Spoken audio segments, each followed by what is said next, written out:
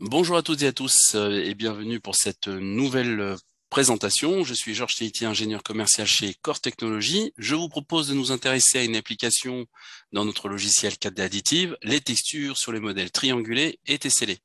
Pour cette démonstration, je serai accompagné de notre référent technique Rémi. Pour rappel, Core Technologies est l'expert de l'interopérabilité des données en CAO 3D. Nous sommes en capacité aujourd'hui de lire et d'écrire tous les formats natifs du marché, ce qui nous a permis de développer un certain nombre d'applications et de nouvelles interfaces, ainsi dans l'impression 3D telles que OBJ, AMF, 3MF et STL. Alors, grâce à notre collaboration avec Substance by Adobe, nous mettons à votre disposition une bibliothèque de plus de 5000 textures. Vous avez aussi la possibilité d'implémenter vos propres textures. Revit vous montrera comment les sélectionner, comment les poser sur des surfaces exactes ou tessellées, comment intégrer des logos, des textes, un QR code ou des identifiants incrémentiels que l'on appelle chez Core Technologies le dispatching. Rémi, je te laisse la parole et on terminera aussi par une question qu'on se pose. Si tu peux nous parler de la gestion de la transparence pour les textures. À toi Rémi, merci. Merci Georges. Donc, commençons par la présentation de l'interface graphique de 4D Additive. Le logiciel est séparé en différents ateliers prenant en compte la totalité du workflow lié à l'impression 3D et des outils propres à chaque atelier. Cette disposition permet d'offrir une solution simple d'utilisation et non exclusive à nos clients. Et aujourd'hui, nous allons vous présenter l'atelier texture ainsi que toutes les fonctionnalités liées à celui-ci.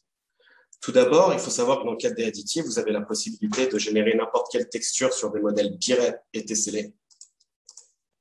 La texture est représentée par cette icône bleue en haut et vous y trouverez tous les outils nécessaires pour la texturisation de vos pièces. La première étape pour texturiser vos pièces consiste à sélectionner des zones de votre modèle afin d'y appliquer une représentation de votre texture.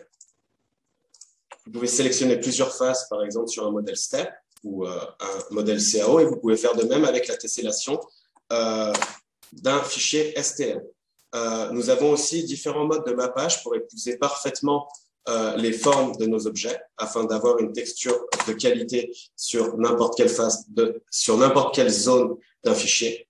Et ensuite, vous avez accès à différents outils comme la gestion de texture substance et la texture d'utilisateur personnalisée pour importer vos propres designs. Donc, via Substance, il suffit juste de sélectionner votre texture dans votre bibliothèque.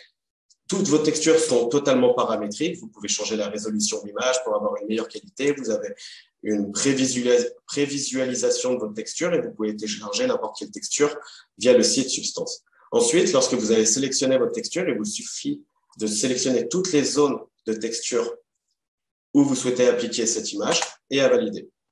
Une image va être directement appliquée sur la pièce et il me suffit de manipuler toutes mes zones de texture pour adapter les designs à mon choix. Donc, je vais éviter de créer une transition entre mes zones de texture pour vraiment avoir une texture uniforme et je vais réduire la taille de mon cuir sur mon objet pour le rendre un peu plus naturel, on va dire. Donc, je vais ajouter une échelle de 0,4 à l'image de la texture et la dernière étape consiste vraiment à générer la tessellation d'impression. Donc, vous avez différents modes. Vous pouvez tesseller le relief sur votre pièce, la couleur, ou alors les deux en même temps. Ça dépend vraiment de l'imprimante choisie. Vous avez aussi un choix de configuration pour la tessellation pour augmenter la qualité de votre texturisation. Donc, je vais faire juste quelques changements. Et je n'ai plus qu'à générer ma tessellation sur mon objet et la texture va être automatiquement appliquée sur l'objet.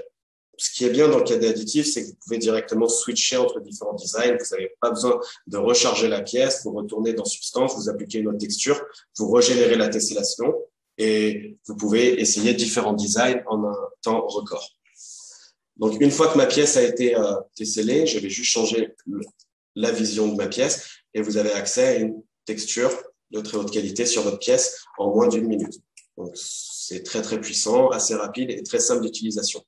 Ensuite, vous pouvez faire de même sur des fichiers STL.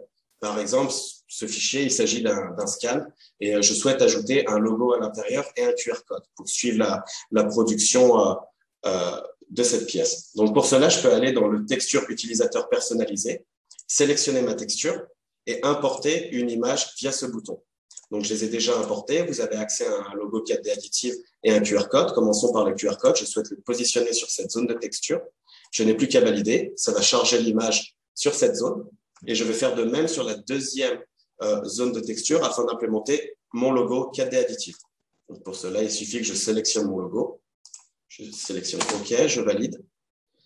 Et ensuite, la prochaine étape, comme avant avec l'objet step, il suffit de remanipuler votre texture et de l'adapter par rapport à votre zone de texture.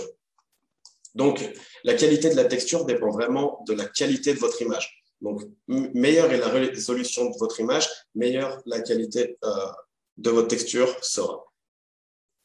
Une fois que toutes vos textures ont été bien positionnées selon vos besoins, etc., il vous suffit juste de générer la tessellation d'impression encore une fois. Je vais juste changer la qualité de texture afin d'avoir un meilleur rendu au niveau de mon QR code, avec uniquement les reliefs, et on va laisser travailler le logiciel qui va implémenter mon logo et mon QR code sur la pièce. Comme vous pouvez le voir, vous avez accès au QR code, au logo. C'est très simple, vous pouvez encore directement switcher, comme je le disais, supprimer une texture qui ne vous plaît pas, régénérer la tessellation et vous allez effacer le logo 4D additif et juste garder le QR code, par exemple. Donc, vous pouvez vraiment retravailler sur votre pièce, réadapter le design par rapport à vos besoins. Une autre fonctionnalité dans le 4D additif très intéressante est vraiment la création d'identifiants incrémentiels, comme Georges le disait, le dispatching. Donc, pour cela, il suffit de créer une zone sur votre objet, aller dans Texture utilisateur personnalisé, sélectionner une texture et nous allons le créer tous ensemble. Donc, il suffit de choisir le texte, écrire votre texte, ce sera présent sur tous vos objets en même temps et ensuite, il vous suffit d'ajouter des paramètres de texte. Donc, par exemple, je veux ajouter un nombre par rapport à la position de ma pièce dans la machine au moment de l'impression, avec une incrémentation dans les 3 axes, commençant par 1. Donc, cette fonctionnalité, elle vous permet vraiment de générer un numéro de série, suivre la quantité de pièces produites et même d'analyser la qualité d'impression par rapport à la position d'une pièce dans une machine, par exemple. Donc, une lettre, et je vais juste ajouter un chiffre romain avec une incrémentation en Z pour finaliser mon incrémentation. Il me suffit ensuite de sélectionner ma pièce, repositionner ma texture par rapport à mon besoin. Et ensuite, il me suffit d'aller dans l'atelier placement et rangement et dupliquer ma pièce dans la machine. Donc pour cela, je vais la dupliquer et vous allez directement avoir accès au résultat de cette duplication. Quand vous retournez dans Texture, vous pouvez voir que chaque objet a un numéro incrémentiel différent. Et la dernière étape à suivre est de générer la tessellation d'impression sur tous les objets. Donc, pour cela, vous choisissez votre configuration, vous validez et chaque objet va être texturisé individuellement. Donc, ça va prendre une petite minute, mais vous allez très vite avoir accès au résultat final. Donc, Georges, en attendant que le logiciel finisse de travailler, vous vouliez parler de quelque chose, il me semble, en fin de vidéo. Oui, on parlait de la transparence, en fait, donc de savoir quel était l'objectif et comment utiliser dans le 4D additive l'effet de transparence sur les pièces. Oui, donc dans le 4D additive, comme Georges le disait, vous pouvez vraiment appliquer des transparences, tout est très paramétrique, on va dire. Donc, pour cela, vous pouvez aussi superposer des textures. Donc, par exemple, on va prendre cette pièce Pirep, sélectionner une texture et on va prendre le logo. Je vais appliquer le logo sur ma pièce sur une des faces. Je peux superposer ma texture, aller dans mes zones de texture, sélectionner la zone où j'ai appliqué mon logo et je peux directement travailler sur mon logo assez facilement.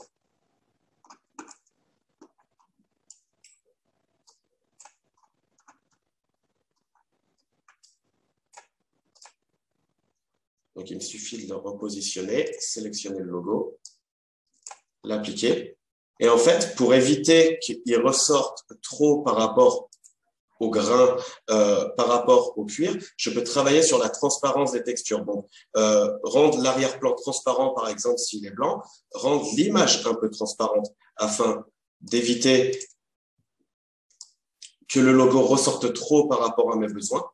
comme vous pouvez le voir, je peux le rendre un peu plus transparent. Et lorsque je vais régénérer ma texture, le logo apparaîtra, mais il épousera la forme du grain afin d'avoir un autre résultat souhaité. Donc vraiment, tout est paramétrique dans le logiciel et c'est ce qui rend l'atelier texture très puissant selon moi et très facile d'utilisation. Voilà.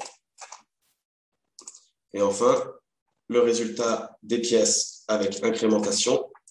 Comme vous pouvez le voir, chaque pièce a accès à son propre numéro par rapport à sa position dans la machine.